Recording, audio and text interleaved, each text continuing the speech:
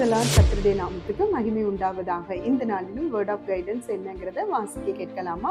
145 சங்கீதம் 20 கர்த்தர் தம்மில் அன்பு கூறுகிற யாவரையும் காப்பாற்றி துன்மார்க்கர் யாவரையும் அழிப்பார் என்பதாக. நம்முடைய ஆண்டவர் காப்பாற்றவும் செய்கிறார், அதே சமயத்துல துன்மார்க்கரை அழிக்கவும் செய்கிறாரு.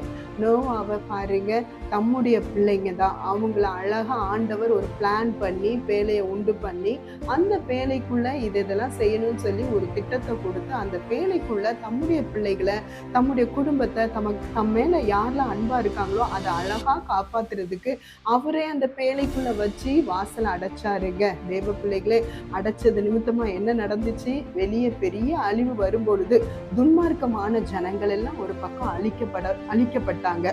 ஆம் தேவ பிள்ளைகளே, இந்த வசனம் மெய்யாகவே உண்மை. இது அன்றைக்கு இருந்தது போல இனி வர நாட்களிலும் நாம இனி வரப்போகிற அழிவுக்கு தப்பணும்னா ஆண்டவராகிய இயேசு கிறிஸ்து என்கிற பேழையை பிடிச்சிட்டா அந்த பேழைக்குள்ள அவருடைய நாமத்தையும் அவர் ரத்தத்தையும் அவருடைய வார்த்தையும் நம்ம விசுவாசத்தோட ஏற்றுக்கொண்டா கண்டிப்பா இந்த அழிவுல இருந்து நாமளும் பாதுகாக்கப்படுவோம். தேவ பிள்ளைகளே, கர்த்தராகிய இயேசு கிறிஸ்துவினுடைய பேழையை ஒரு நாள் விட்டுறாதீங்க. கர்த்தர் தாமே உங்களை ஆசீர்வதிப்பார். God bless you.